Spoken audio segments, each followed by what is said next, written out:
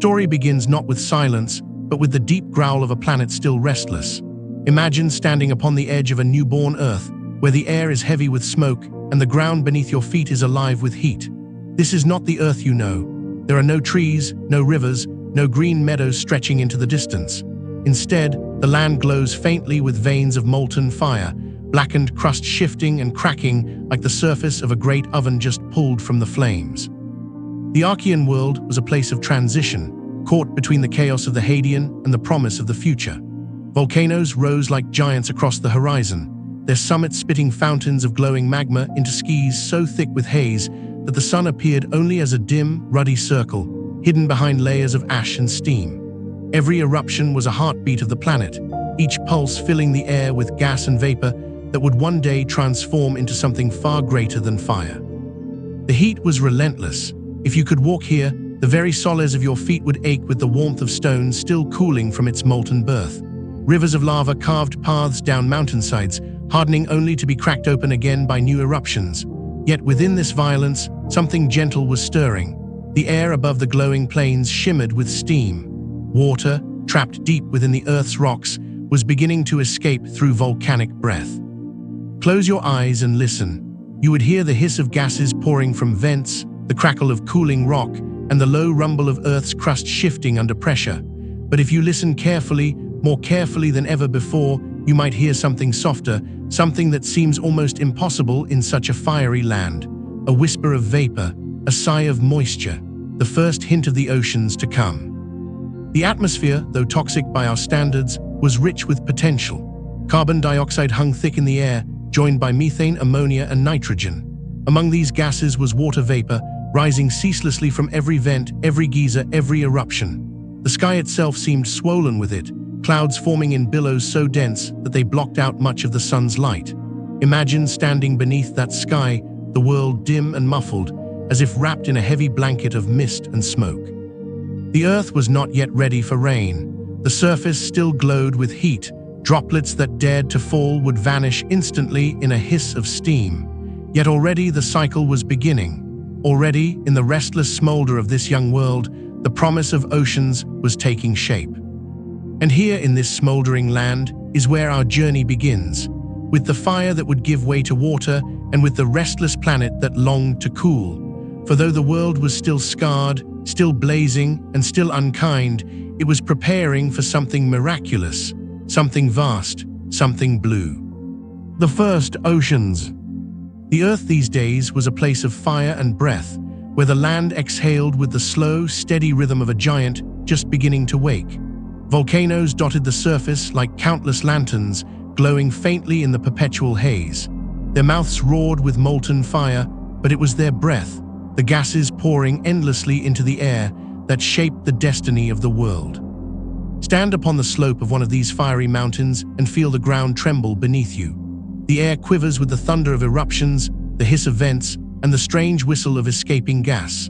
From every fissure and crack pours a thick, invisible stream: water vapor, carbon dioxide, nitrogen, ammonia, methane. The breath of volcanoes was heavy, acrid, and bitter, yet without it there would be no oceans, no air to cradle the planet, no life to come. The sky was never still. From horizon to horizon, towers of steam twisted upward, joining into colossal rolling clouds. They swirled together in slow dances, blotting out the pale sunlight and casting the land below into a dim half-light. The colors of the heavens were not blue as we know them, but copper and orange, streaked with smoky gray. Imagine yourself there, gazing upward. The sun is no more than a faint red coin behind curtains of haze. Lightning flickers within the clouds, illuminating them for only a heartbeat before the glow fades back into shadow. And the Earth breathes on. The outgassing continued day after day, century after century, for millions of years. It was relentless, the exhalation of a world finding its balance. Steam rolled down mountainsides, clinging to the air until it merged with the weight of the sky. Each breath carried with it the memory of the deep, a whisper of the oceans locked within stone. The air would have been thick, pressing upon you like a heavy cloak. Each step, each breath would feel sluggish and alien. The scents, sulfur and ash, sharp and metallic, would cling to your skin. Yet within this seemingly unlivable atmosphere there was promise. For though the gases were strange, Together they formed the beginnings of an atmosphere that would cradle oceans, shield the planet, and someday nurture the fragile beginnings of life. Picture yourself on a rocky cliff, looking out across a land that is still half molten, half solid. Fountains of lava spray upward, glowing against the haze. Rivers of molten rock carve their way into valleys, cooling slowly into black basalt. The air shimmers above them as vapor escapes in endless sighs. There is no silence here, only the sound of a living planet exhaling, shaping, preparing. It is easy to think of volcanoes as destroyers, and here in the Archean they certainly were fierce, but more than destroyers, they were creators. Their breath filled the skies with the water vapor that would one day fall as rain. Their outpourings built the land itself, hardening into islands that would rise above the seas. Their fires stirred the air and kept the planet alive with energy. The breath of the volcanoes was harsh, but it was also a lullaby, an endless rhythm, steady and certain, that carried the earth toward its transformation. And though no eyes watched and no ears listened, the world was already singing its first song, a song of breath and fire and the oceans yet to be born. And so, beneath the dim orange skies, the volcanoes continued to breathe. Each exhalation is a promise. Each eruption is a step closer to the rain. Each hiss of vapor, another thread in the tapestry of oceans to come. Above the restless volcanoes, above the glowing rivers of molten stone, the sky itself was beginning to change. It no longer looked like the clear heavens we know today, nor even the deep, star-strewn canvas of a calm night. Instead, it was a world of vapor. The air was heavy, swollen with moisture that had risen from the lungs of the earth. Steam drifted upward from every crack and vent, each plume rising like a ghost from the dark land. At first, the vapor hung low, clinging to the mountainsides, hiding the valleys in rolling mist. But over time, it gathered and thickened until the entire sky was blanketed in clouds so vast and so dense that the sun was little more than a memory. Imagine looking upward. Instead of blue, you see endless shades of gray, copper, and amber, all woven together in layers upon layers of vapor. The sun peers through dimly, a pale orange disk smudged and faint, like a lantern shining through a fogged window. Its light was soft and strange, casting no sharp shadows, only muted shapes. The sky boiled with movement. Great billowing towers of steam climbed upward, merging and colliding. From them, flashes of lightning burst, streaking across the clouds like veins of fire. Thunder followed, rolling endlessly, never quite fading before the next strike. It was a sky alive with energy, restless as the earth itself. Yet there was beauty here too. If you stood still long enough, you might notice how the clouds glowed from within, their edges catching the faintest light and shimmering with gold. At times the vapor seemed to breathe, expanding and contracting with the slow pulse of the planet below. The heavens were not distant or cold, but close and intimate, like a great living canopy stretched above the land. And though this sky was heavy, it was also a promise, for locked inside its vapor was water, oceans worth of it waiting to fall. The air itself carried the seeds of rivers, lakes, and seas. With every eruption, more vapor rose to join the sky, swelling it further, thickening its weight. It was as though the heavens were filling a great reservoir, preparing for the day when it would break open and descend upon the waiting earth. In this age, the sky was not yet gentle. It pressed down with a weight you could feel on your shoulders, damp and suffocating. Each breath would have been hot, thick, and clinging, like inhaling through a warm cloth. But within that heaviness was comfort, the same comfort one feels listening to a storm just before the rain begins, knowing that change is coming.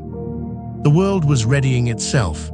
The vapor in the skies was gathering strength, and soon it would fall, not for hours, not for days, but for millennia. The first great rains were waiting, and when they came, they would change everything. For now, the sky held its breath, its vast vaporous body trembling with the weight of oceans yet unborn. At last, after eons of breath and vapor, the sky could no longer hold its burden. The clouds, swollen with the weight of countless volcanoes, exhalations, gathered their strength and finally let go. The first raindrops fell. They were not the soft, cool drops we know today. These were heavy, sizzling beads of water that struck the ground with a hiss. The Earth's crust was still hot, scarred with glowing rivers of lava and warm from the fires within. When the raindrops touched the stone, they vanished instantly into steam, rising again to rejoin the sky. The cycle had begun. Imagine the sound, not the gentle patter of a spring shower, but the sharp hiss of water meeting heat, like droplets falling on an iron pan. The air was filled with the scent of stone and sulfur, a strange perfume of a world remaking itself. Each drop was small, fleeting, but together they were countless, millions upon millions, falling endlessly from the dim, orange-lit sky. And yet the earth did not yield immediately. For ages, the rain evaporated as quickly as it fell, locked in a battle against the lingering heat of the land. Storms rolled overhead, lightning cracking, thunder echoing across the plains. The rain fell in sheets so dense it seemed the sky itself was dissolving, yet the ground remained too hot to receive it. But the planet was patient. Slowly, almost imperceptibly, the balance began to tip. The crust thickened, cooled, and grew strong enough to resist the fires below. Volcanoes still raged, but in their pauses, the land began to hold its form. And as it cooled, something miraculous began to happen. The raindrops started to linger. Instead of vanishing into steam, some collected in shallow hollows, pooling in cracks between blackened rocks. At first, they were tiny mirrors, reflecting the strange copper light of the sky. Then they grew, joining into rivulets that wound their way down volcanic slopes. Soon, trickles became streams, and streams became rivers. The Earth's surface was learning to drink. Picture yourself standing on a rocky ridge, watching it unfold. A storm passes overhead, its voice a chorus of thunder. Rain lashes the stone, and for the first time, some of it remains. It runs in little silver threads, gathering in low places until it becomes a gleaming pool. Around you, hundreds of these pools glisten in the haze, their surfaces trembling with each raindrop. The world has taken its first sip of water. It was a slow beginning, but not a fragile one. Once the process began, it grew steadily, as though the planet had been waiting all along for this moment. More and more rain fell, each drop carrying with it a promise. Each drop lays the foundation for oceans to come. For millions of years, the rain continued, unending, unstoppable. The first raindrops had opened the floodgates, and now the heavens poured themselves onto the earth. The ground that once hissed and steamed began to soften, darken, and shine with wetness. Rivers carved their paths deeper, lakes spread wider, and the outlines of the first seas began to take shape. The world was changing. Fire was giving way to water, and it all began with those first raindrops, brief, fleeting, yet powerful enough to reshape the destiny of an entire planet. The first raindrops had fallen, sizzling against the hot stone, hissing into vapor. But soon the sky no longer released water in fleeting whispers. It wept endlessly, a storm without pause, a deluge that would last not for days, not for years, but for millions upon millions of years. The rain began as curtains of gray, sweeping across the volcanic plains in endless sheets. But quickly it became more, growing into storms so vast they stretched across entire continents to be. The clouds above thickened into a single world-spanning shroud, and from it descended a rain so constant, so unbroken, that it seemed the heavens had dissolved into water. Imagine standing there. The air is alive with sound, the hammering of rain against stone, the unceasing roar of thunder, the crash of lightning splitting the skies again and again. Every surface gleams with water. Rocks glisten, rivers surge, valleys turn into temporary lakes before spilling over into lower basins.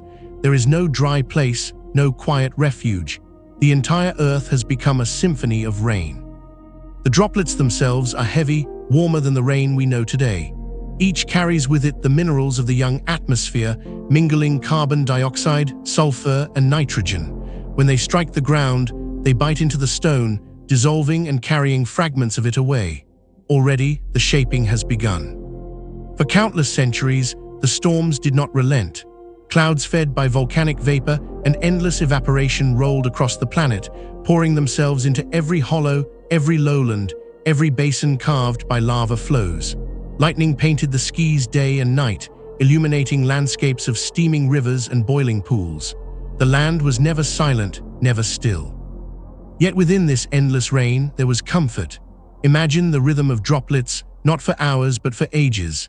The sound itself became the heartbeat of the planet, steady and sure, a lullaby of water falling, falling, falling, transforming Earth drop by drop, cozy in its constancy, like the crackle of a fireplace that never dies. As the water pooled, the land began to change. Cracks in the crust widened into valleys, valleys became channels, and channels became rivers that surged toward the basins. And in those basins, the first seas began to swell. From the high volcanic ridges, black rivers of water rushed downward, carving paths into the stone. They carried with them minerals, iron, silica, salts, all swept into the gathering pools below. Each drop of rain was not only water, but also a delivery of the ingredients that would one day feed life. The scale of the flood was unimaginable. For millions of years, the rain fell with little pause, filling the basins, reshaping the crust, cooling the land, and softening the world. Slowly, steadily, fire retreated. The glowing magma rivers dimmed and the crust thickened. And as the storms poured on, the earth transformed from a realm of fire into a realm of water. The skies, though heavy and dim, became the guardians of this transformation. The clouds were thick, endless and low, like a blanket drawn over the planet. Beneath them, Earth rested, cooled, and drank deeply. In time, the endless rainfall became less a storm and more a rhythm, a pulse that continued so long that it defined an age. Imagine lying in a sheltered place, listening to rain not for one night, not for one season, but for generations upon generations. That was the music of the Archean skies. And when, at last, the clouds began to lighten ever so slightly, when the storms softened and the waters finally lingered, the world looked entirely different. No longer a smoldering, barren sphere. Now it was a planet cloaked in rivers, lakes, and seas, oceans in the making. The endless rain had given the earth its first true gift, water that stayed. When the rain at last began to linger, the surface of the earth was no longer the same. Water had found a way to remain, and now it gathered in every hollow, every valley, every place where the stone yielded to the pull of gravity. And from these gathering pools, the first rivers were born. Imagine the land as it was then, dark basalt plains, still scarred by glowing seams of lava, scattered with jagged ridges and fresh volcanic mountains. Across this raw terrain, silver ribbons of water began to wind their way downward. At first they were small trickles, timid streams whispering across the stone, but fed by the endless rain above, they grew bolder, wider, faster. Soon they were torrents carving their voices into the land. The rivers of this young earth were unlike any rivers you know. They rushed with heat, steaming as they passed over still warm rock. They carried with them the dissolved breath of the sky, carbon dioxide, methane, and nitrogen, mingled with the minerals they scraped from the land. Each river was more than water. It was a moving vein of chemistry, carrying life's future ingredients toward the waiting basins below. Close your eyes and listen. The steady roar of falling rain merges with the low rush of water tumbling through channels. Streams collide and merge, braiding together into greater rivers. Their sound echoes against the volcanic cliffs, filling the land with a constant, rolling murmur. It was a new kind of music for the planet, the first song of rivers. The rivers cut through black stone, carving pathways that deepened with every storm. Valleys appeared, sharp and steep at first, then softening as time wore on. Floodplains spread wider and wider, shimmering in the dim copper light that filtered through the skies. The land itself began to take on new shapes, sculpted by water's patient hand. And how they moved! The rivers coursed like silver serpents, twisting and turning, their surfaces flashing with reflections of lightning and clouds. They overflowed their banks, spilled into hollows, and gave rise to the first interconnected networks of waterways. From mountaintop to lowland, from fissure to basin, the planet was weaving itself into a web of streams. With every drop they carried, the rivers brought change. Iron dissolved from stone, coloring waters with strange green and red hues. Silica sparkled in suspension, glittering beneath the waves. Salts collected quietly, waiting to transform the chemistry of the oceans to be. These rivers were not just carving land, they were feeding seas, filling them with a broth of minerals that would one day serve as the cradle of life. There was beauty here too, even in this alien world. Picture a high volcanic ridge, jagged against the gray-orange sky. From its sides spill countless waterfalls, torrents leaping from rock to rock, gathering into rivers below. Mist rises from the plunging waters, veiling the cliffs in silver haze. The thunder of falling rivers fills the air like the voice of the earth itself, speaking in tones of power and patience. The rivers wandered endlessly, never still, always carving, always shaping. Some flowed into deep valleys where they gathered into vast inland seas.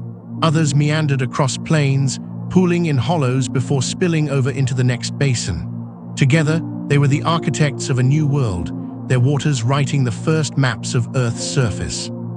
The planet had entered its watery age, and though the rivers were young, wild, and restless, they carried with them the steady promise of oceans.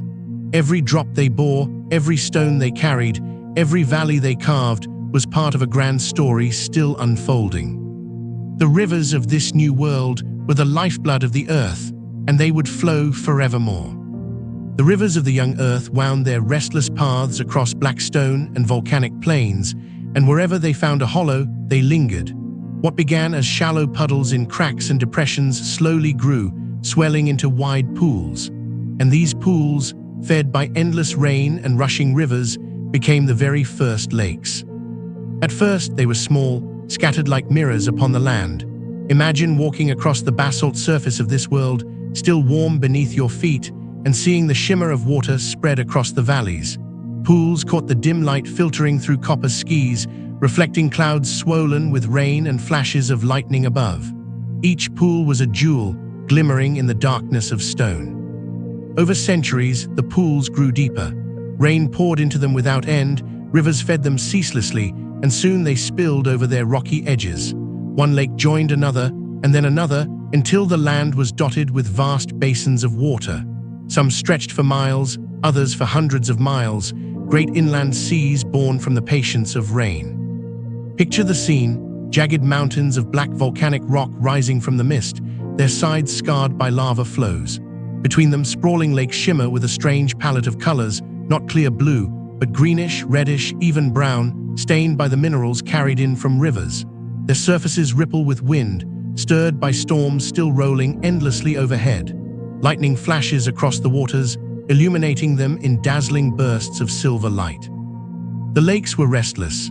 Their edges shifted as more water flowed in, eroding cliffs, softening shores, carrying stones away. They expanded outward, their surfaces broken by islands of cooling basalt. From above, the land must have looked like a patchwork quilt of dark rock and shining water, stitched together by rivers that gleamed like silver threads. And these lakes were not just still reservoirs, they were laboratories of change. Within their depths, water mingled with the minerals of the young earth. Iron dissolved into their bodies, giving them hues of rust and green. Silica drifted within them, settling into fine layers at their bottoms. Every drop of rain, every grain of rock, every thread of river added to their complexity, creating mixtures unlike anything seen before. The lakes grew warmer in the embrace of volcanic heat. Some boiled at their edges where lava flows slipped into them, hissing and steaming. Others were calmer, their surfaces smooth as glass, reflecting the strange orange sky. Imagine sitting at the shore of one of these quiet lakes. The rain falls softly upon the surface, sending out endless rings that spread and overlap. The sound is steady, soothing, a rhythm older than life itself. Over time, the lakes merged. As basins filled and overflowed, waters spilled into neighboring hollows, linking one pool to the next. The scattered jewels of the land became strands, and the strands became networks of inland seas. Slowly, imperceptibly, the planet was weaving itself into something grander. The story of the lakes was not only about stillness, but about gathering waters, gathering minerals, gathering potential. They were Earth's first test runs of oceans, miniature versions of what was yet to come. Each one a cradle, a waiting place, a promise. And so the lakes stretched across the volcanic plains, vast and quiet, restless and patient, each reflecting the heavy skies above. They were not the end of the journey. They were stepping stones, preparing the way for something greater, the first true seas of the world. The lakes of the young Earth swelled and merged, overflowing their rocky boundaries, spilling into one another until their waters became vast and continuous. What began as scattered pools and inland seas slowly transformed into something greater, something wider, deeper, and more enduring. the first shallow seas were born. Imagine standing on the edge of a dark volcanic ridge and gazing out across this new world. Where once there had been valleys and hollows filled with separate lakes, there now stretched broad expanses of water, shimmering under the dim copper skies. These seas were not yet the mighty oceans that would one day circle the globe, but they were their ancestors, expanses so large they swallowed the horizon. Their waters were strange, tinted by the minerals carried down from rivers and rain. Iron filled them with green and reddish hues. Silica and salts swirled within their depths, making them murky and rich. These were not the clear blue waters of today's oceans. They were alien, alive with chemistry, glowing faintly under the filtered sunlight. Waves began to form upon their surfaces. Driven by wind and storm, they rose and fell, slapping against rocky shores, spraying fine mists into the air. The seas lapped hungrily at the bases of volcanic cliffs, wearing them down, carrying fragments of stone back into the depths. Each wave was a sculptor, carving shorelines that had never before existed. Picture the sound, the endless rhythm of waves against rock, the hiss of foam, the low roar of water retreating. It was a new kind of music, different from the crackle of lava or the hiss of rain. It was steady, calming, eternal, the song of seas. If you stood still on the shore, you would feel it in your bones, the gentle push and pull of water that never ceased. In these shallow seas, the earth found a new balance. The waters spread wide across the land, cooling the crust, regulating the heat of the planet. Storms still raged above, but the seas absorbed their fury, turning the chaos of rain into the calm rhythm of waves.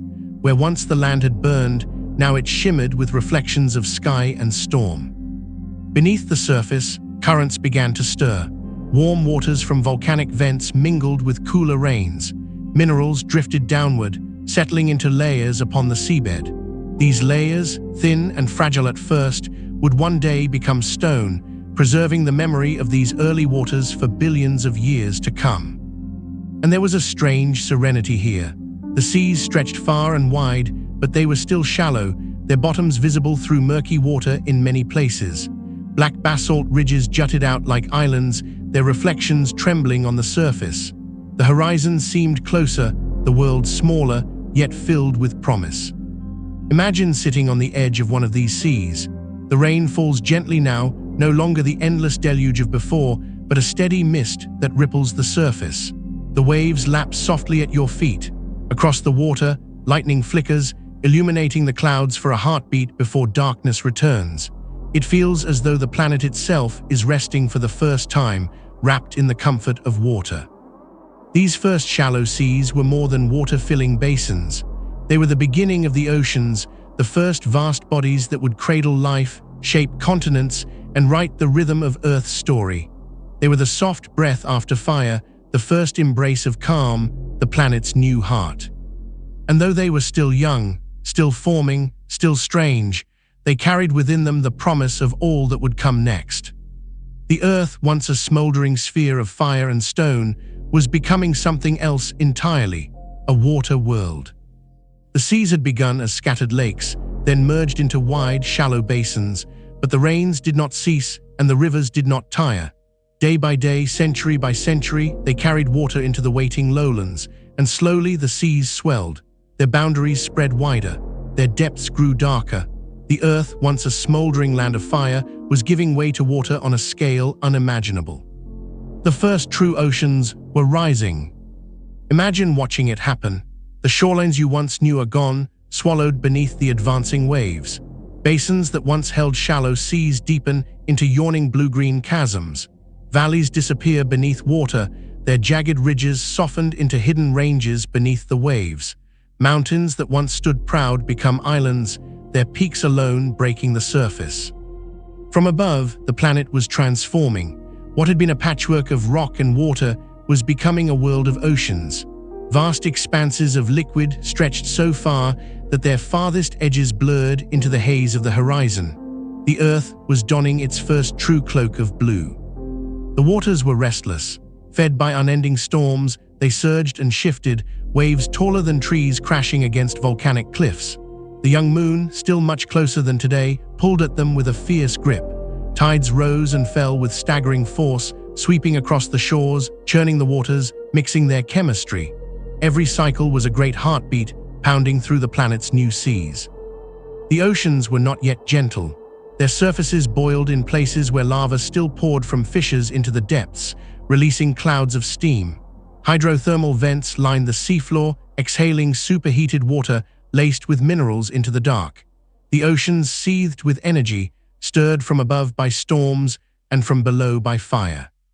And yet there was calm here too. Between tempests, the seas spread out in serene stillness, their surfaces smooth as glass beneath the dim copper skies. Imagine standing on a rocky island, gazing out across this vastness. The air is heavy with mist, but when the clouds part for a moment, you see the reflection of the young sun trembling upon the endless waters. The planet feels larger than ever before, infinite in its horizons. With the oceans came change on every scale.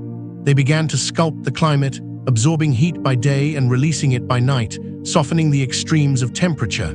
They became the Earth's blanket, its regulator, its steadying hand. The rains still fell, but now the oceans caught them, holding their waters in a balance that the land alone never could. And beneath the surface, something else was happening. Minerals carried down from rivers dissolved into the depths, mingling with salts, silica, and iron.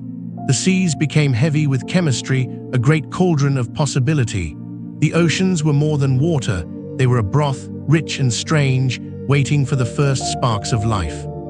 Picture the vastness of it, a world where land was scarce, where water ruled. Continents were only whispers of what they would one day be, tiny rocky masses, scattered islands, volcanic arcs jutting out like teeth. Everything else was ocean. The Earth had become a water world. And with that transformation, the stage was set. No longer a planet of fire and stone alone, Earth had found its new identity. The oceans had risen, and they would never retreat. They would become the heart of the planet's story, shaping skies, sculpting land, and one day, cradling the fragile beginnings of life. From this point onward, the Earth would carry a new name in the universe, the Blue Planet. The oceans had risen, vast and commanding, wrapping the Earth in a cloak of water. But these were not the familiar sapphire blue seas we know today. No, the first oceans were strange, alien, and alive with colors few living eyes could ever imagine. They were not blue, they were green, red, even brown, shimmering under skies painted in copper light. Why green, why red? The answer was in the chemistry of the young Earth. The rains and rivers that had filled the oceans also carried minerals from the raw volcanic land. Iron was plentiful, dissolved in staggering amounts, and when iron mixed with the waters, it painted them in hues we would now call otherworldly. At times the seas glowed with a deep green, like forests reflected in liquid form. At other times, they shimmered rust-red, as though the very waters were bloodied with stone. Imagine standing on a rocky island, gazing out at these seas. The surface rolls gently in the distance, waves catching the filtered sunlight. But instead of blue, you see a sheen of green stretching across the horizon, deep and heavy. In places where the sun peeks through the clouds, the waters glimmer in shades of gold and bronze. In the shallows, where rivers pour their mineral-rich waters into the basins, streaks of red and brown spread like ink across the surface. The sky above, too, lent its hand to this strange palette. Thick with methane, carbon dioxide, and haze, the atmosphere cast an orange glow across the land and sea. The result was a world of soft, surreal tones, copper skies above green waters, dim red sunlight flickering upon iron-stained waves. To human eyes, it would seem like a dreamscape, both beautiful and unsettling. And still the seas were restless. Storms passed across them in endless cycles, whipping the waters into froth. Whitecaps broke upon volcanic shores, spraying mist into the heavy air. Rain fell ceaselessly, blending with waves, adding new minerals with every drop. The oceans were not still, they were alive with motion, alive with chemistry, alive with the beginnings of possibility. These green seas were thick with potential. Every ripple carried salts and minerals, every current mingled elements from distant rivers and vents. The waters were heavy, not yet fit for swimming, but rich in the building blocks of life. Picture them as vast cauldrons, simmering gently under a dim sun, stirred constantly by tides and winds, waiting for the spark of creation. Yet for all their strangeness, there was a kind of peace here. If you could sit at the edge of one of these seas, you would hear the same eternal rhythm we know today, the crash of waves, the sigh of tides, the hiss of rain upon water. That sound, older than memory, older than life itself, was already the heartbeat of the planet. And though the seas looked alien, their music was familiar, soothing, timeless. The oceans of green and red were not permanent. They would change as the Earth continued to evolve, as oxygen began to stir and the chemistry of the waters transformed. But in this moment, in the heart of the Archean, they were the world's first seas, strange and beautiful in their own right. They were the canvas upon which life would soon be painted. Above the green and red seas, another wonder stretched wide across the planet, the sky itself. It was not the familiar blue dome of today, nor the crisp starlit night we now treasure. The sky of the Archean Earth was heavy, thick, and painted in hues of orange and copper. The atmosphere was young and restless, filled with gases exhaled from the Earth's volcanic breath. Carbon dioxide and methane swirled in abundance, mingling with nitrogen, ammonia, and steam. Together they created a haze so dense that the sunlight filtering through was dim, strange, and unfamiliar. The sun, though already burning as fiercely as it does today, appeared faint, softened into a pale red disk that never quite cut through the clouds. Imagine standing by the shore of those alien seas. Above you, the heavens glow with a dusky copper light stretched like a veil across the sky. The air feels heavy, pressing on your shoulders, warm and moist with vapor. Every breath carries the sharp scent of sulfur and iron, the perfume of a world still new. Clouds hang low, their bellies thick with moisture, rolling endlessly across the horizon. From their depths, lightning flickers in constant bursts, glowing briefly against the haze before vanishing into shadows. It was a world of perpetual twilight, where the sun never shone cleanly and night was never fully dark. When the clouds parted briefly, the light that poured through was golden and strange, washing the seas in amber glow. At sunset, or what passed for sunset in these dim skies, the heavens blazed in tones of orange and crimson, reflected upon waters already stained with iron. It was as if the whole planet was wrapped in firelight, forever glowing in warm, dusky hues. And yet, for all its strangeness, there was comfort here. The orange sky was a shield, protecting the fragile surface from the raw fury of the sun's radiation. It kept the Earth warm, wrapping the planet in a blanket of greenhouse gases that held the heat close. Without it, the waters might have frozen, the oceans never fully formed. The haze, heavy as it was, became the guardian of the seas below.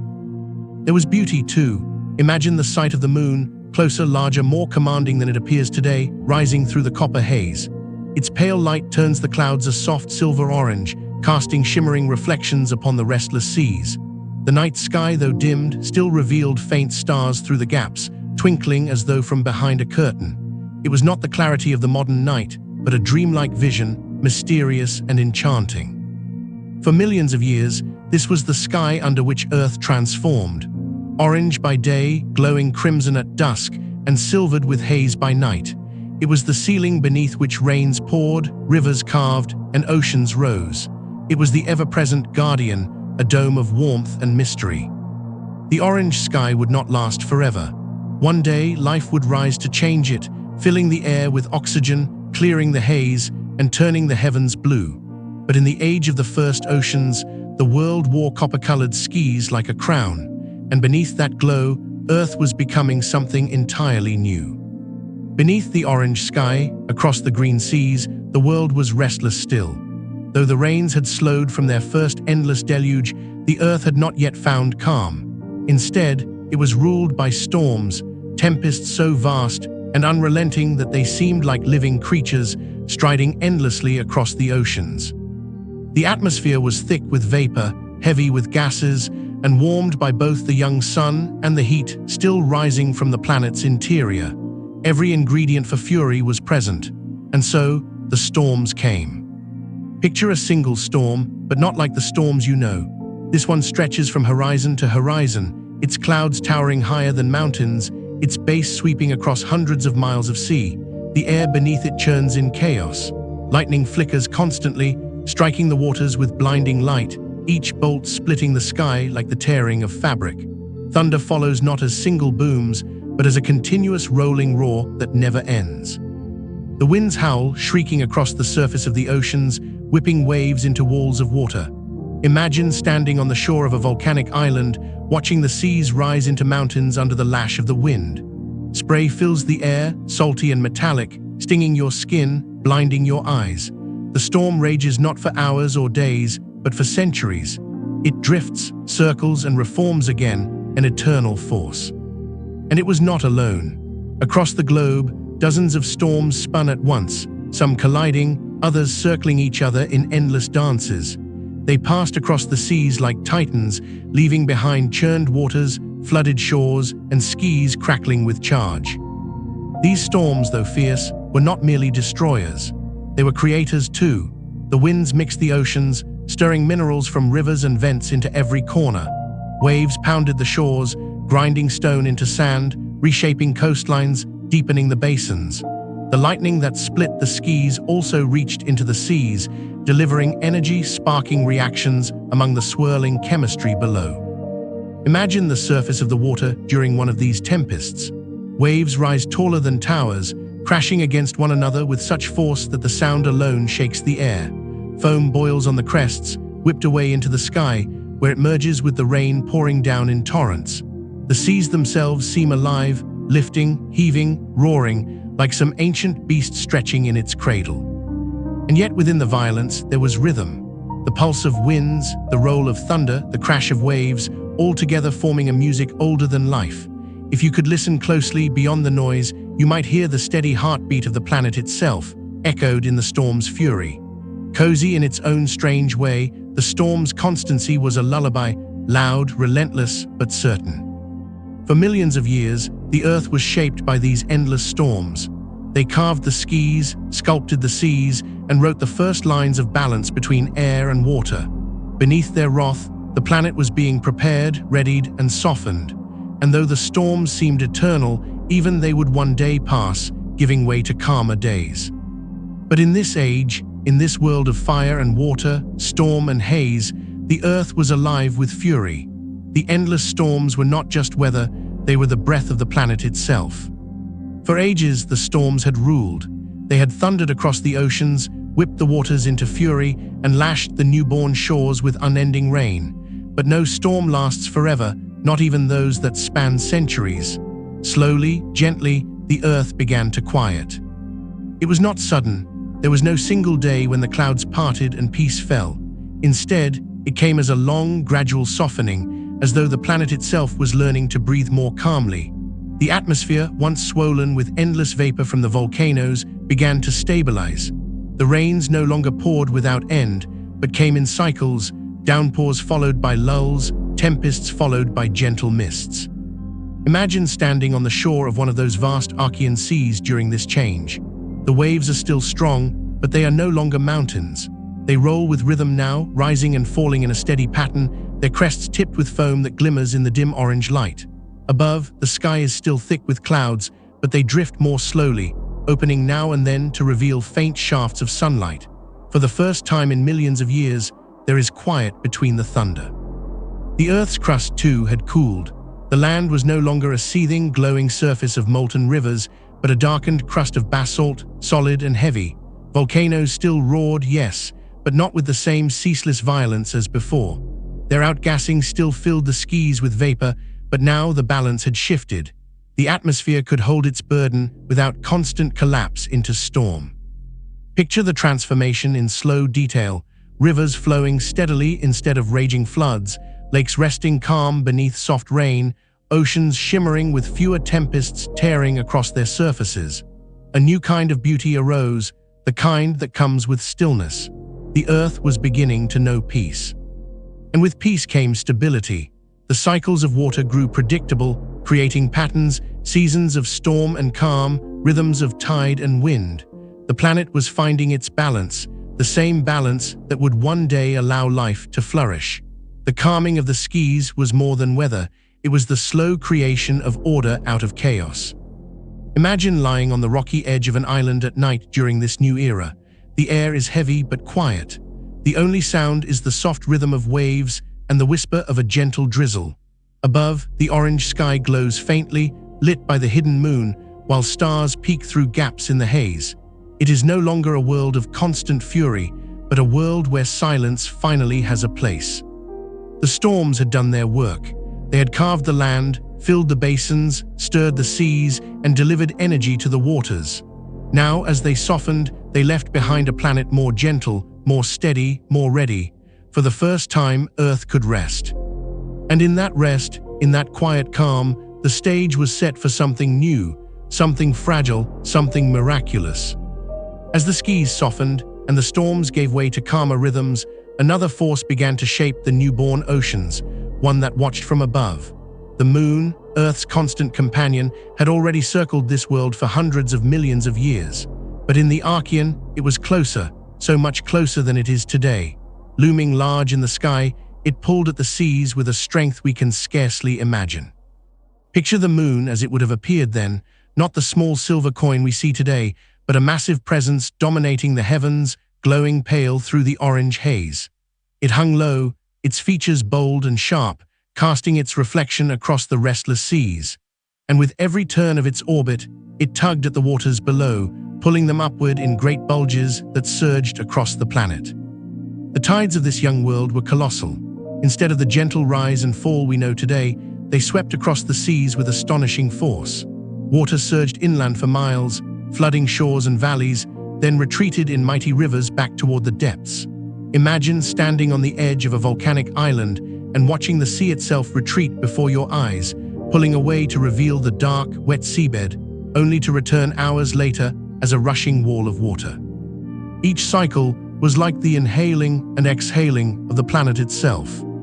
These tides were not destructive chaos, they were rhythm. They brought order to the seas, stirring their waters with steady motion. Minerals dissolved by rivers were carried far and wide, distributed evenly by the endless push and pull. Shallows and depths alike felt the constant mixing, ensuring no part of the oceans remained untouched.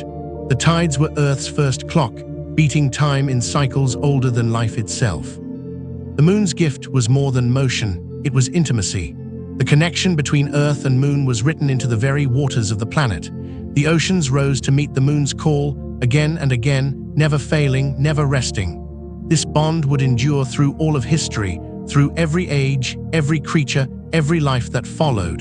The moon would forever pull at the seas, and the seas would forever answer. Imagine lying on the rocky shore during one of those ancient nights. The air is quiet, the skies calm, and the only sound is the ocean's voice. You hear the waves retreating, pulling farther and farther away, leaving tide pools shimmering in the dim orange glow. Then hours later, you hear the distant roar of water returning, crashing back against the land, filling every hollow, reclaiming every inch of shore. It is a heartbeat you can feel in your chest, a rhythm as steady as breath. The tides sculpted more than water. They shaped the land, eroding cliffs, deepening bays, and carving the first coastlines into the edges of continents to be. They also prepared the oceans themselves, churning their chemistry, creating cycles of wet and dry along the shores. In those cycles, one day, fragile sparks of life would find the balance they needed to begin. The moon's closeness gave the Earth more than beauty. It gave the planet rhythm, balance, and time. It was a gift no other world in the solar system received in quite the same way. And as the young seas answered its pull, Earth became a place not of chaos alone, but of harmony. The moon, vast and commanding in the Archean sky, was the first true partner of Earth. Together, they danced, a planet of water and a guardian of stone, bound forever by tides. Beneath the restless seas, where the light of the sun could not reach, the Earth's ancient fires still whispered. The planet was no longer a glowing sphere of molten stone, but its heart remained hot, and its strength still pressed upward through cracks in the seafloor. From those cracks, water poured, superheated, mineral-rich, and filled with secrets. These were the hydrothermal vents, the chimneys of the deep, and they were unlike anything else in the world. Imagine descending into the depths of the Archean Ocean. Above, storms still stir the surface, but down here all is quiet, all is dark. The pressure grows immense, the weight of water pressing upon you like the hands of eternity. Light fades until there is none, only a blackness so complete it feels endless. And then, there, in the dark, you see them. Great pillars rise from the seafloor, like chimneys built by unseen hands. From their mouths gush torrents of water, hotter than boiling, laden with minerals pulled from the Earth's crust. Clouds of shimmering particles billow outward, glowing faintly in the lightless void. Some vents belch dark plumes, rich with iron and sulfur, staining the waters in shades of black and gray. Others pour lighter clouds, white and ghostly, rich with silica and carbonate. They are called black smokers and white smokers, though no living thing yet exists to give them names. The seafloor around them is alive with shimmer. Minerals in the vent water crystallize as they meet the cold ocean, building spires and towers that stretch ever upward. Imagine walking among them, tall, jagged chimneys glowing faintly in the gloom, their surfaces slick and shining, their mouths roaring with heat. The vents hiss and sigh like the breath of the planet itself, steady and eternal. Though no creatures yet swim in these depths, the vents are not barren. Their waters swirl with chemistry, iron, sulfur, methane, hydrogen, and countless other compounds. They mix with the cooler ocean waters, creating gradients of heat and chemistry, rich zones of contrast. These gradients are more than strange curiosities. They are the seeds of potential. Picture a vent up close. Superheated water pours forth, billowing into the cold around it.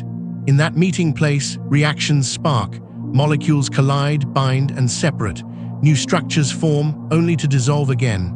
It is as if the vent is a great cauldron, stirred by the heat of the earth, simmering endlessly in the darkness. The cozy heart of this scene is not in its violence, but in its constancy. The vents never rest. Day after day, century after century, they exhale warmth into the deep. Their towers grow slowly, layer upon layer, becoming monuments to patience.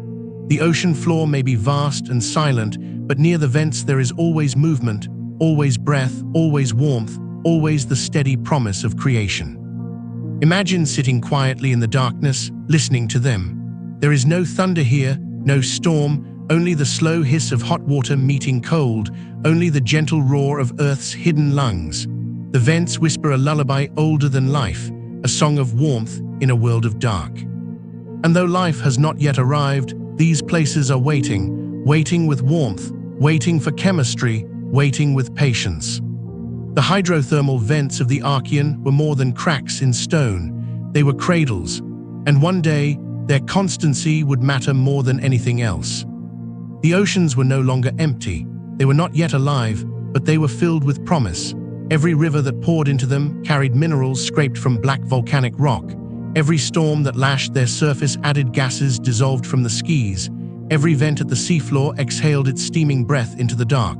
Together, these forces turned the oceans into something more than water. They became a cauldron, simmering with the elements of creation. Imagine the oceans not as silent basins, but as great cosmic kitchens. In their depths, countless ingredients mingled. Iron flowed freely, painting the waters green and red. Silica drifted in glittering clouds, settling in fine layers on the seafloor. Salts collected slowly, borne by rivers, thickening the chemistry drop by drop. Hydrogen sulfide swirled around the vents, bubbling up into rich zones of contrast where heat met cold. Methane and ammonia, carried down from the orange skis above, dissolved into the waters as well. Picture it clearly, an ocean stirred by tides, shaken by storms, and warmed by vents, each motion blending one ingredient into another. In the shallows, the water shimmered with minerals washed from the land. In the depths, the vents poured forth constant streams of heat and energy. Every corner of the ocean became part of the same grand cauldron, bubbling and shifting with hidden reactions. The cozy rhythm of this process was slow but steady. Imagine sitting by a hearth where a great pot simmers all night and all day, never hurried, never rushed, but always transforming what lies inside. That was the Archean Ocean, patience itself, stirred gently by the hand of Earth. Within this cauldron, molecules collided endlessly. Some bonded, only to fall apart again. Others formed fragile chains, strange arrangements that hinted at something greater.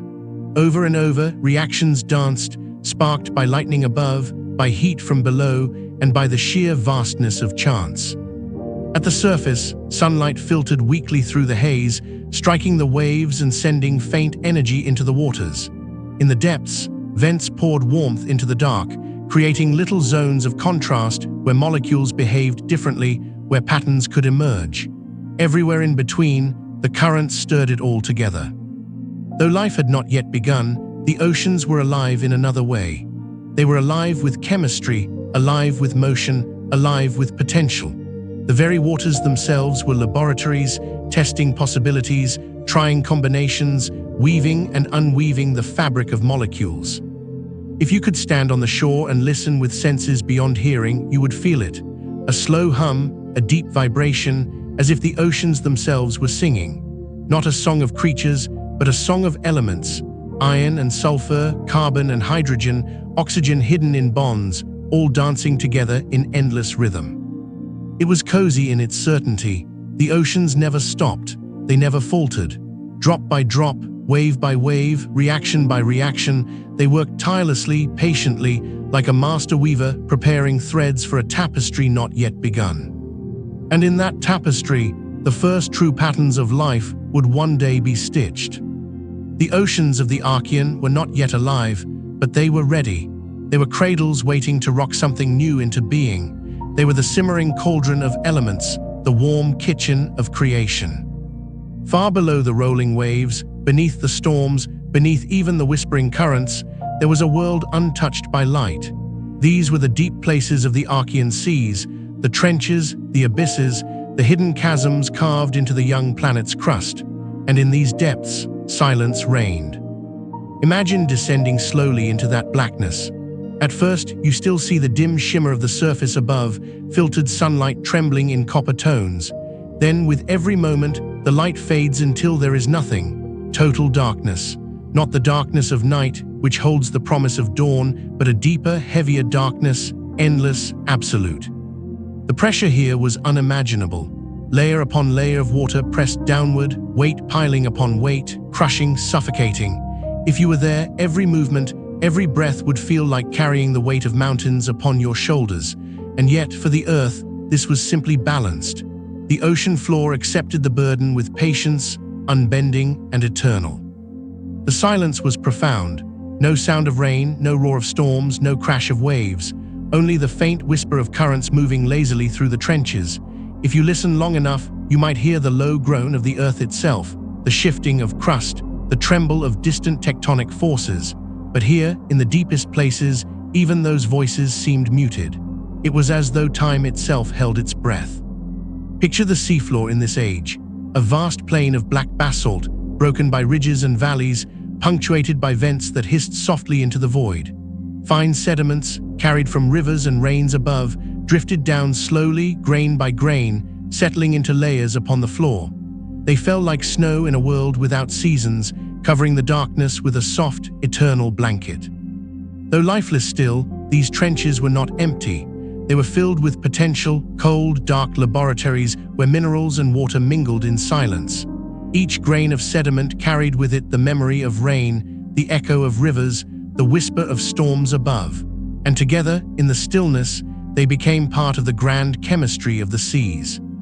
The cozy comfort of the deep lay in its stillness. Imagine sitting in the heart of that silence, wrapped not in noise, but in calm. The water presses close, steady and unmoving. The darkness embraces you like a thick blanket.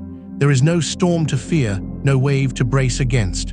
Only the steady, patient hum of the abyss, as though the earth itself is resting.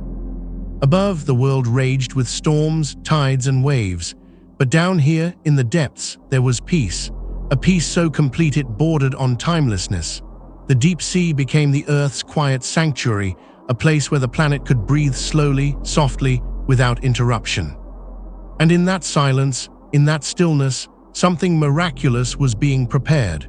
For it is often in the quietest places that the greatest changes begin. The deep sea, empty though it seemed, was already waiting for the first whispers of life to stir in its eternal dark. Though the oceans of the Archean seemed vast and still, they were never truly motionless. Beneath the rolling storms above, beyond the silence of the abyss, invisible rivers flowed through the seas. These were the currents, gentle, steady, unseen hands that shaped the oceans drop by drop, day by day, age by age. Imagine the water not as one endless, unmoving body, but as something alive, something breathing. Warm waters near the surface, heated by the faint sunlight that filtered through the copper skis, slowly drifted and spread. Cooler waters from the depths, heavy and dense, pressed upward here and there, drawn into slow cycles. and along the seafloor, heat from hydrothermal vents stirred the waters in soft eddies, lifting minerals and warmth into the deep. It was subtle, almost imperceptible, more whisper than roar, but given enough time, these currents touched everything. A particle of iron dissolved in a shallow river mouth might travel far, carried by the gentle push of the waters. A wisp of sulfur from a vent might drift upward, swirling until it mingled with salts brought in by the rains. The oceans, though restless with storms at the surface, were balanced beneath by these slow, patient movements. Picture yourself drifting in this ancient sea, listening not with your ears but with your whole being. You feel it, the soft tug of water moving past, the faint embrace of a current getting you onward. It is not forceful, not hurried. It is the kind of motion that lulls you, the kind that soothes rather than shakes. Like a cradle rocked by unseen hands, the oceans swayed with their own secret rhythm. These currents were more than movement. They were weavers, carrying threads of chemistry across the vast loom of the seas. They ensured that no basin was left untouched, that minerals from the land reached the depths, that the breath of the vents spread outward, that warmth and coolness mingled. Without them, the oceans might have been stagnant, divided. With them, the waters became unified, stirred into harmony. There was poetry to it, a kind of music too soft to hear. Imagine lying on a shore at night, listening to the steady rhythm of waves. You may not notice the hidden pull beneath, the subtle current shaping each ripple, each tide, but it is always there, whispering, gidding, carrying. The Archean seas moved in the same way, quiet, constant, certain. Over millions of years, these invisible rivers carved pathways through the seas, shaping climate, stirring chemistry, and preparing the world for what was to come. They were the unseen caretakers of the planet, working without pause, without recognition, in silence and patience. The whisper of currents was not dramatic. It was not thunder or lightning, not eruption or storm, but it was enduring. And in the history of the Earth, it is often the quiet forces that matter most. The oceans whispered, and the earth listened. There came a time, after the storms had softened and the seas had settled into rhythm, when the oceans revealed a new kind of beauty. Their surfaces, once whipped endlessly into chaos, began to calm in long stretches, smoothing into glass. And in those moments, the waters became mirrors. For the first time in Earth's history, the heavens looked down and saw themselves reflected. Imagine standing on the rocky edge of a volcanic island at dusk. Before you stretch the great Archean Sea, greenish and strange with dissolved iron, but tonight its surface is still. The winds are quiet, the storms distant. Slowly, the clouds part, and the faint disk of the sun dips toward the horizon. Its copper glow spills across the water, painting a trembling path of light that reaches from the horizon straight to your feet. The ocean, vast and shimmering, becomes a mirror of fire. At night, the reflection changes. The moon rises, larger, closer, brighter than it appears today, and the seas answer. They catch its pale silver glow and ripple it outward, scattering it into thousands of dancing fragments.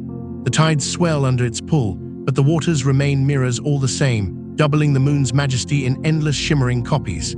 To stand there, watching, would be to feel as though the world had two moons, one above and one below, each gazing at the other. And then, when the clouds broke even further, the stars appeared. Dim though they were behind the hazy Archean sky, they still dotted the heavens. And on the calmest nights, the seas caught them too, holding their tiny sparks upon their surface. Imagine the wonder, the universe above reflected in the oceans below, as though the cosmos had wrapped the earth in a sphere of light. These reflections were more than beauty. They were the first connection between earth and sky. The waters became a bridge, a place where the heavens touched the land. Every ripple carried not only the memory of rain and storm, but also the light of the stars. It was a communion, silent yet profound, between the planet and the cosmos beyond. There was coziness here too, a quiet comfort in knowing that even in an alien world of orange skies and green seas, light could still find its way. The oceans cradled that light, softened it, and gave it back, shimmering gently for all who might one day see. Picture yourself lying beside those ancient waters, listening to the waves lapping softly at the shore. The sun has set, the moon glows above, and stars twinkle faintly through the haze. The sea holds them all, its surface rippling with their glow. The world is quiet, the air heavy but calm. In that moment, you feel not only the Earth's presence, but the universe's embrace reflected all around you. The first reflections were more than images. They were promises that the Earth, though young and raw, belonged to something larger, something infinite. And as the seas mirrored the heavens, the planet found its first sense of wonder. When day faded and the copper light of the sun sank below the horizon, the world did not fall silent, it transformed. The Archean nights were their own kind of wonder, wrapped in shadows and silver glow, and nowhere was this felt more deeply than upon the seas. Imagine yourself standing on a narrow strip of volcanic shore. Behind you, jagged cliffs rise into darkness. Before you stretch the ocean, wide and endless. The storms are quiet tonight, and the waves roll gently, their rhythm steady and soothing. Above, the moon hangs vast and luminous in the hazy sky, larger than we know it today, its pale glow spilling across the waters. The seas catch its light, scattering it into ripples of silver, as though the entire surface were dusted with stars. The night seas were alive with reflection. The moon shone twice, once in the sky, once in the trembling water below. And when the clouds broke enough to reveal stars, they too found themselves mirrored upon the surface. The heavens above and the seas below blurred into one, until it seemed as if the world had no edge, only infinite points of light stretching in all directions. The tides, drawn fiercely by the closer moon, moved with great force. You would hear it first as a whisper, then as a low roar, the sea pulling back, exposing stretches of wet stone glistening in the dim light. Pools shimmered in the hollows, tiny mirrors within the greater mirror of the sea. Then hours later, the tide would return with thunder, flooding back into every crevice, filling every hollow, reclaiming its place. To witness it beneath the night sky was to watch the earth breathe in time with the moon. And in the stillness between the tides, the seas sang softly. The rhythm of waves against stone, the hiss of foam upon the shore, the gentle rustle of water lapping at pools, all of it created a lullaby older than memory. It was not silence, but a music so steady and eternal that it felt like the heartbeat of the world. The night seas carried with them a sense of peace that the storms of day could not. Wrapped in darkness, they became intimate, tender, almost gentle. The air was cooler, the winds subdued, the rains lighter.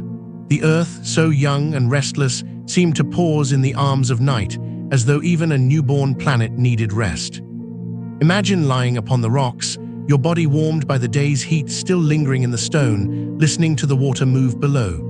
The moon's reflection drifts across your vision, broken by ripples, remade again and again. Stars twinkle faintly above, faintly below, until you cannot tell which is which. You are surrounded, embraced, by light and water, by sky and sea. The night seas of the Archean were not just darkness, they were comfort. They were the first places on Earth where the cosmos felt close, where the vastness above could be held in the waters below. In their endless reflections, the world whispered its first dreams. The oceans of the Archean were not painted in the familiar sapphire blue we know today. Their waters held a different story, one written in iron, minerals, and light filtered through copper skis. To stand upon their shores was to witness a living canvas, one that changed from hour to hour, season to season, as the young Earth revealed its moods. By day, beneath the haze of methane and carbon dioxide, the seas shimmered in hues of green. Iron, dissolved in vast amounts, stained the waters so deeply that they glowed with an emerald sheen, dark and heavy. In the shallows, where sunlight could reach through the haze, the greens grew lighter, almost golden, while the deeper waters reflected a deeper, moss-dark shade. From high cliffs, one could gaze out and see an ocean that looked less like water and more like molten jade. But green was not the only color of these seas. Where rivers poured their mineral-rich waters into the basins, the hues shifted to browns and reds. Iron oxides gave the waters a rusty glow, spreading like ink into the green around them. Silica shimmered faintly, scattering light into pale grays and whites that glimmered beneath the waves.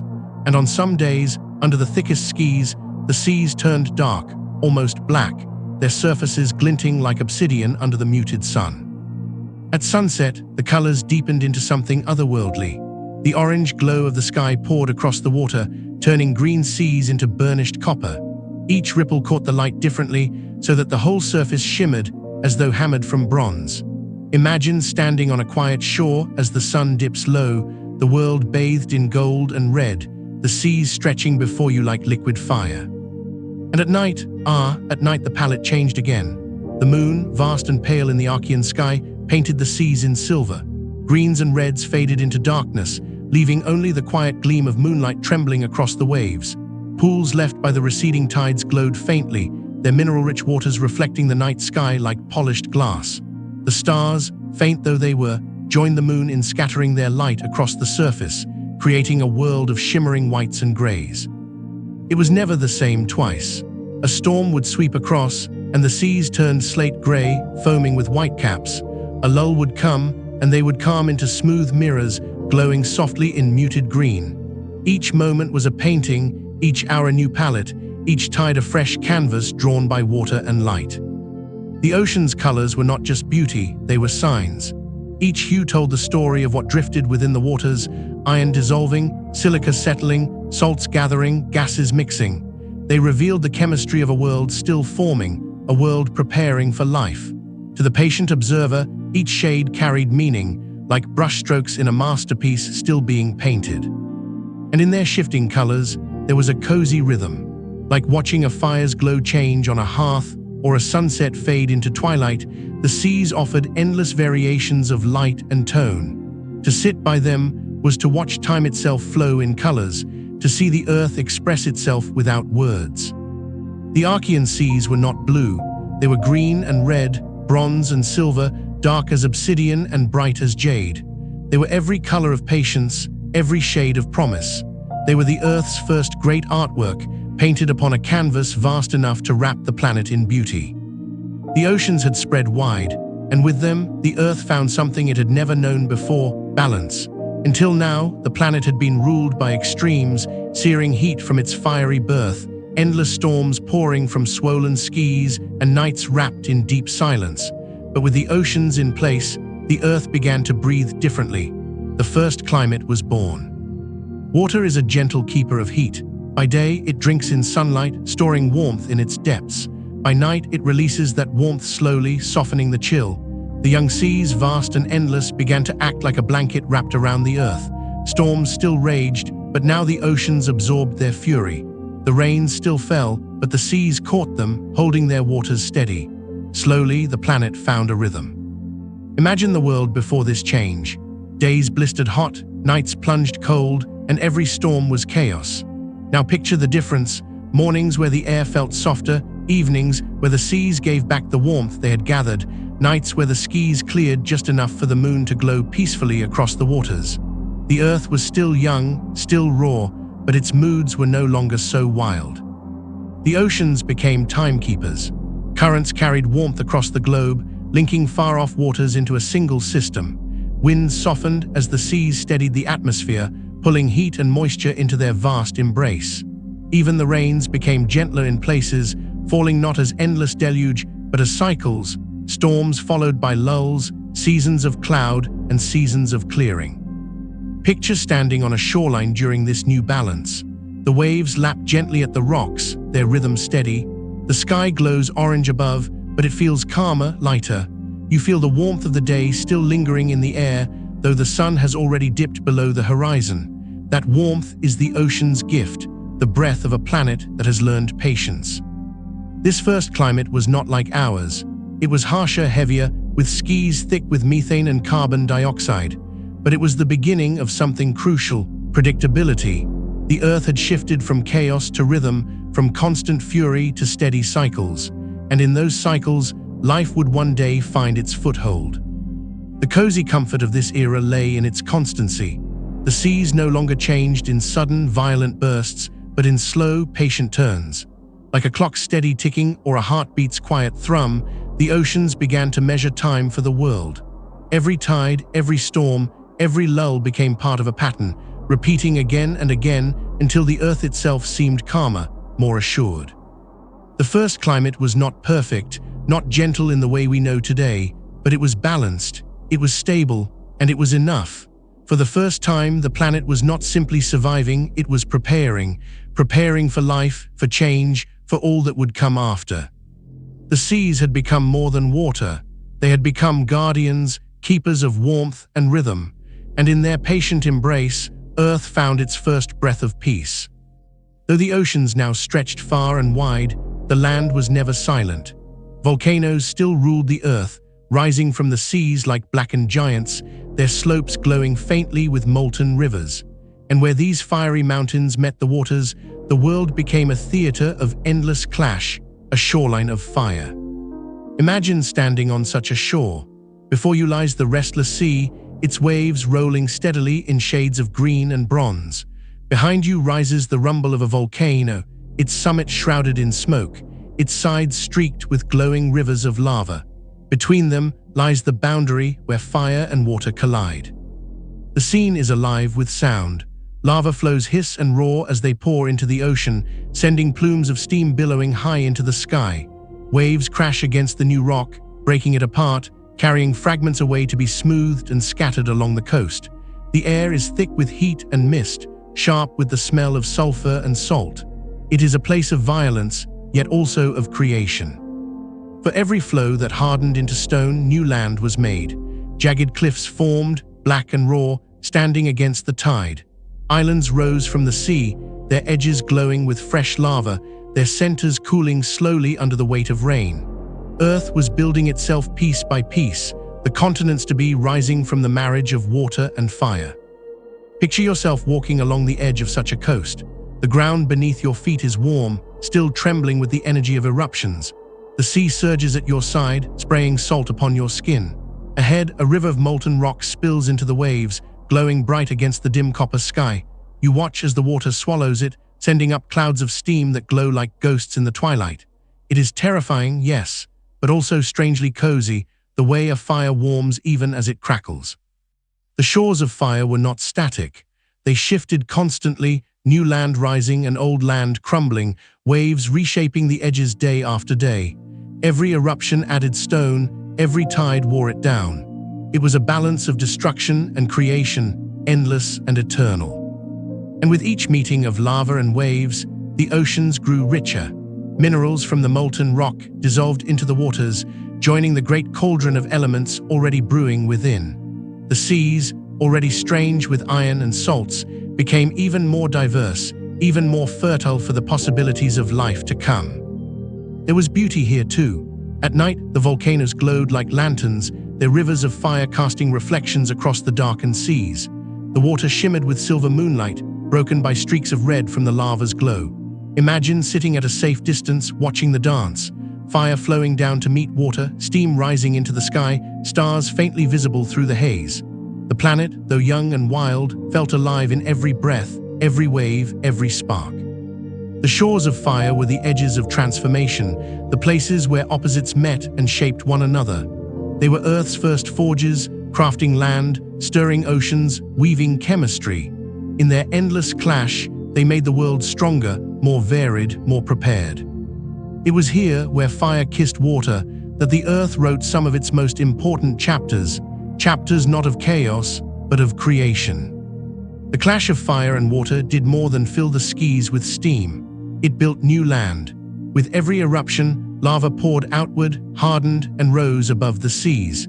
Piece by piece, stone by stone, the Earth began to lift islands from the water. They were the first true landmasses of the Archean world, fragile yet defiant, standing tall against the endless waves. Imagine gazing across the horizon of the green seas and spotting a dark silhouette. At first, it is only a jagged peak, a sharp tooth of rock thrusting above the waves. But as you draw closer, you see it more clearly. A volcanic island, its slopes black and rough, its summit crowned in smoke. Around its base, the ocean foams as waves crash against new cliffs, carrying fragments away to be smoothed and scattered. The islands were not lush, not yet. They bore no trees, no grass, no living green. Instead, their surfaces were bare basalt, still warm to the touch, glistening in the rain. Rivers of lava cut down their sides, hissing as they met the surf. Ash drifted from their summits, mingling with mist, falling softly onto the slopes. They were raw, newly born, their skins still scarred by fire. But they were also places of wonder. From the shoreline, you might look upward and see waterfalls already forming, as rains collected in hollows and spilled down cliffs in silver ribbons. Pools gathered in cracks, shimmering in copper light. And as night fell, the island glowed faintly from within, lava still moving beneath the crust, fire burning in the heart of stone. The islands rose not alone, but in clusters. Chains of volcanoes stretched across the seas, like stepping stones scattered across the water's surface. Some were small and solitary, barely large enough to stand upon. Others grew into sprawling masses, their ridges and valleys shaped by eruption after eruption. Together, they formed the first hints of continents to be, the bones of the land that one day would cradle forests, mountains, and civilizations. And the oceans embraced them. Waves carved their edges, tides swept their shores, storms lashed their cliffs. But the islands endured, their roots deep in the Earth's crust, fed by the same forces that had built them. With each eruption, they grew taller, broader, stronger. They were the Earth's first experiments in permanence, the first foundations upon which the story of life could one day rest. Picture yourself climbing one of these islands. The ground is dark and rough beneath your feet, warm in places where magma still lingers below. The air smells of sulfur, sharp but familiar now in this world of fire and rain. At the summit, you look out across the seas. Other islands dot the horizon, their peaks shrouded in steam. Between them lies an endless ocean, shimmering with strange hues. You feel the vastness of the planet, but also its intimacy, each island a small hearth in a boundless sea. The cozy comfort of these islands lay not in their gentleness, but in their persistence. Against the endless waters, against the storms and tides, they stood. They offered the first refuges of stone, the first places where land and sea could meet. They were the beginnings of continents, the bones of a world still finding its shape.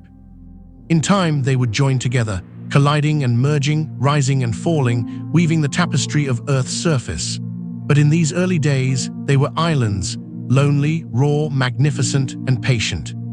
The first solid homes upon a water world. The seas that now covered so much of the Earth were not shallow pools anymore. They had grown vast, stretching downward into chasms and trenches that reached deeper than mountains are tall. These were the ocean's depths, the hidden heart of the waters, dark and immense, a place where silence reigned and mystery gathered. Imagine descending once more, leaving behind the shimmering surface where storms and reflections danced. The light fades quickly, swallowed by the heavy waters. Greens and bronzes darken to black. Within only a short journey downward, the sun is gone entirely. You are left in a darkness so complete that it feels eternal. The pressure here is unimaginable. Each layer of water presses upon the next, until the weight becomes crushing, heavier than stone, heavier than mountains. And yet, the depths do not collapse. The waters endure. The seafloor lies waiting, a vast expanse of basalt plains, broken here and there by ridges, vents, and yawning trenches that seem to plunge forever. Though lifeless still, the depths were not empty. Rivers of minerals, carried by currents, drifted slowly into these abysses. Fine particles of iron, silica, and salts sank through the blackness, falling grain by grain, settling upon the seabed. Over millions of years, they built soft blankets of sediment, layer upon layer of memory, a silent record of the planet's earliest oceans. Picture it clearly, flakes of ash from volcanoes above drifting down like snow, grains of stone carried from rivers settling into the abyss, chemical whispers from vents mixing with it all. Slowly, steadily, the seafloor was being written upon, like parchment receiving its first words. In this stillness, there was a cozy kind of peace. No storms roared here, no waves broke, no winds howled. The only sound was the faint groan of the earth itself, the slow shifting of plates, the hiss of a vent exhaling into the black. The depths were steady, timeless, and patient. If the surface was alive with drama, the abyss was the quiet hearth of the oceans, where time seemed to pause. And yet even here, motion continued. Deep currents stirred faintly, carrying warmth and minerals from the vents outward into the darkness. They moved slowly, like the breath of someone sleeping, steady and sure. The abyss was not dead, but dreaming, its silence full of potential, its patience filled with promise. Imagine lying upon the seafloor of that time, surrounded by blackness so complete it feels like an embrace. The weight of the ocean presses around you, not crushing, but holding, steady and calm. Above you, miles of water stretch upward, invisible and eternal. Around you, the basalt floor glimmers faintly with minerals, sparkling here and there in the light of a vent. It is a place of mystery, but also of comfort, the kind of comfort that comes from knowing nothing will disturb the stillness. The ocean's depths were the Earth's great library, a place where each grain of sediment stored a memory of what had fallen from above. They were the dark foundation upon which all future life would rest. And though empty now, they were waiting with silence, waiting with patience, waiting with endless, timeless calm. Step back now. Imagine drifting high above the earth, beyond the storms, beyond the haze, high enough that you can see the planet as a sphere hanging in the void. What you would see is not the scorched, glowing ball of fire from the Hadean, nor the fractured land of lava and smoke. No, by the Archean, Earth had transformed. It was no longer a world of flame. It was a world of water. From space, the planet gleamed. Vast oceans stretched across its surface, shimmering under copper skies. Only scattered islands and small fragments of proto-continents broke the surface, like dark stepping stones scattered upon a sea without end. Everywhere else, water ruled. The seas themselves glowed in hues of green and red, their colors born from the iron and minerals dissolved within. Around volcanic islands, the waters shimmered bronze under the filtered sun. In the deep basins, they darkened into near black, swallowing light into their endless depths. The whole planet looked alive with shifting colors, like a living gemstone, turning slowly in the dark of space. Above, the atmosphere wrapped the Earth in an orange veil.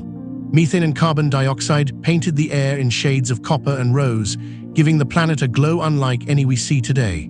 From a distance, Earth would have looked strange, alien, but beautiful, like a jewel lit from within, its oceans shimmering, its skis burning softly above them.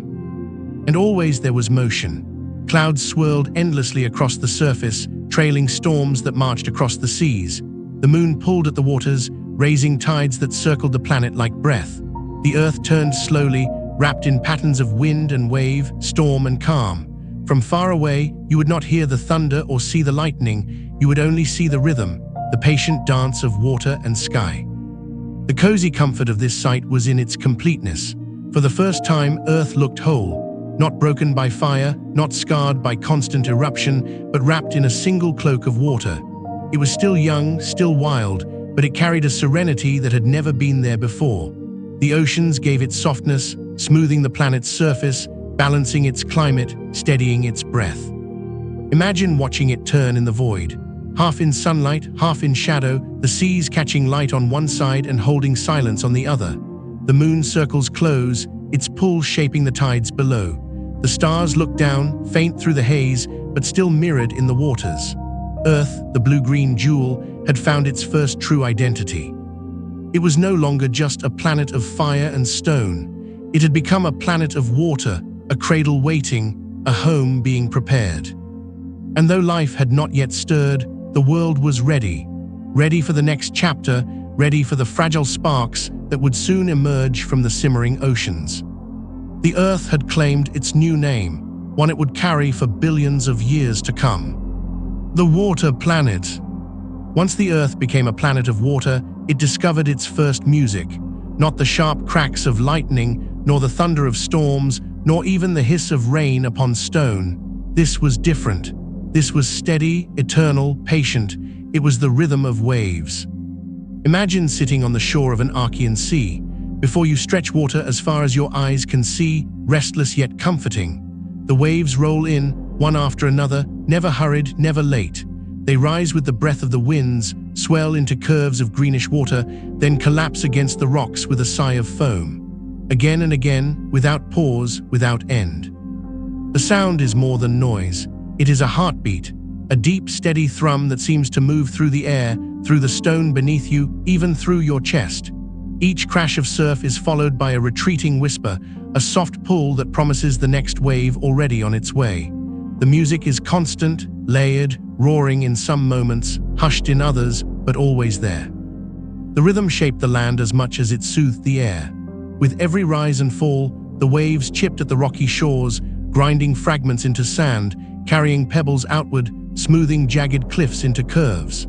Day after day, century after century, the seas sang their song, and the land listened, reshaped by the patient hands of water. Picture the scene under the orange skis of the Archean. Clouds drift lazily above, lightning flickers faintly in the distance, and the waves roll on. Each crest catches what little sunlight breaks through, glowing with hints of gold and bronze. Each trough sinks into shadow, dark as the deep. The pattern is mesmerizing, endless, lulling the world into calm. At night, the music changes but never fades. The moon's pull deepens the rhythm, stretching tides higher, pushing waves farther inland. The silver glow of moonlight scatters across rippling surfaces, each shimmer moving in time with the endless song. If you were there, lying on the damp stones of a shoreline, you would hear it as a lullaby, steady as breathing, ancient as time. This rhythm was not only beautiful, it was functional. The waves mixed the waters, stirred nutrients, and kept the seas alive with motion. They turned stillness into movement, chaos into pattern. Their music was not just soothing, it was necessary. Without it, the oceans would have been stagnant, locked in silence. With it, they became vibrant, ever-moving, ever-preparing. The cozy comfort of the waves lay in their certainty. No matter how fierce the storms, no matter how calm the seas, the waves would return. Always. Their song was the first true continuity of the planet, the first sound that would echo through every age to come. Close your eyes and listen. The Archean seas are still singing. Their rhythm has never stopped. Every wave upon every shore today is part of that same song, born in those first oceans. The Earth has carried it for billions of years, and it will carry it for billions more. The rhythm of waves is the heartbeat of the planet, the first, the oldest, the eternal music of water. The seas of the Archean were not merely vast and restless. They were more than storms, more than tides, more than waves. In their depths, something extraordinary was taking shape. For all their alien hues, their heavy chemistry, their ceaseless motion, the oceans had become something else entirely. They had become a cradle. Imagine the waters not as empty voids, but as warm, patient arms. Within them swirled the gifts of the earth and sky: iron, silica, salts, carbon compounds, ammonia, methane. Rivers had carried minerals down from the raw volcanic land. Vents had poured their heat and elements into the deep. Lightning had sparked reactions upon the surface, and the oceans held it all, rocking it gently in their endless tides. Picture a shallow pool along a rocky shore. The tide sweeps in, filling it with fresh water from the sea. Then it retreats, leaving the pool to shimmer beneath the orange skies. In its warm depths, the chemistry is rich, molecules colliding, breaking, reforming, dancing in infinite combinations. Another tide comes, stirring it all again. Over and over, cycles repeat, each one a chance for something new. These were not mere pools, they were nurseries. Far out in the deep, vents breathed warmth into the abyss. Around them, minerals bubbled upward, creating zones where hot met cold, where chemical gradients formed. In these boundaries, reactions stirred constantly, molecules assembling, chains forming, fragile structures appearing for moments before dissolving again. It was as though the oceans were endlessly experimenting, trying every possibility, again and again, with the patience of eternity. The oceans cradled these fragile beginnings with constancy. They never cease, never tired. Waves rolled, tides surged, currents whispered, storms passed, but always the chemistry continued. The seas kept rocking their contents like a mother rocking a child, steady and sure, nurturing without pause. Imagine lying on a rocky shore at dusk, listening to the rhythm of the waves. The world around you feels quiet, timeless, but beneath the surface, in every pool, every vent, every droplet, the oceans are alive with hidden motion. You cannot see it, but you can feel the sense of preparation, the sense that something profound is coming. It is cozy in its inevitability, like knowing that after a long night, dawn will surely rise. The seas were not only cradles, they were wombs. They carried within them the warmth, the nutrients, and the rhythms that would soon give rise to the first fragile sparks of life. The earth itself seemed to lean into this role, every rain, every tide, every storm feeding the process. The oceans were no longer just water, they were guardians, waiting patiently for the miracle that would transform the planet forever. And though life had not yet begun, it was close. Closer with every wave, every tide, every whisper of current. The oceans rocked patiently on, their chemistry growing richer, their patterns more intricate. All was ready, all was waiting. The oceans had become the cradle of creation, the soft womb of the planet, and in their arms, life would soon take its first breath. The oceans had gathered everything they needed. Minerals swirled in their depths, heat pulsed from their vents, storms sparked energy into their waves, and tides rocked them endlessly. All was ready, and yet the seas were still waiting. There was a silence here, not of sound, but of becoming. The waters were alive with chemistry, alive with motion, yet still empty of creatures. No fish darted through the waves, no shells rested upon the sand, no voices sang from the deep. It was a silence more profound than the quiet of the abyss. It was the silence before life. Imagine walking along a rocky Archean shore at dusk. The orange sky glows faintly above, and the sea stretches endlessly before you. Waves roll in and out, steady as breath, but the world feels expectant, as though the planet itself is holding still, listening, waiting. The pools at your feet shimmer with minerals, their surfaces trembling with each ripple of tide. You look down, and though nothing yet stirs within, you feel the weight of what will come. It was a pause that lasted not moments, but millions of years. A pause written not in silence alone, but in cycles repeating endlessly. Tides rose and fell, storms passed, vents exhaled, rivers poured, lightning flashed, all in rhythm, all in preparation. The earth was not hurrying. It was patient, letting the oceans ripen like fruit upon a branch, letting every condition align. Picture the deep trenches in this silence. No light, only darkness. No creatures, only drifting grains of mineral snow. Yet within that snow lies potential, within that darkness lies promise. The abyss hums softly with the warmth of vents, as though singing to something not yet born. And the shallows too share in the expectancy. Pools fill and drain, warm and cool, wet and dry, again and again. Each cycle adds a layer of possibility, each moment a step closer to creation. But still, they wait. This silence was not emptiness, it was fullness waiting to overflow. Cozy in its inevitability, the earth seemed to cradle its own secret, rocking it gently in the arms of the seas. The whole planet breathed softly, patiently, as though leaning into a pause before a great revelation. Imagine lying beside those waters, listening to the lullaby of waves. The air is heavy but calm. The moon glows vast and bright, its reflection trembling across the tide. You know that nothing yet lives, but you also know that life is near. The silence feels less like absence and more like the moment before music begins. This was the Earth's great pause, the hush before the song. Soon, the oceans would awaken with new voices, voices so small they could not yet be seen, yet powerful enough to change the world forever. But for now, there was stillness. There was waiting. There was silence before life. The Earth had come a long way.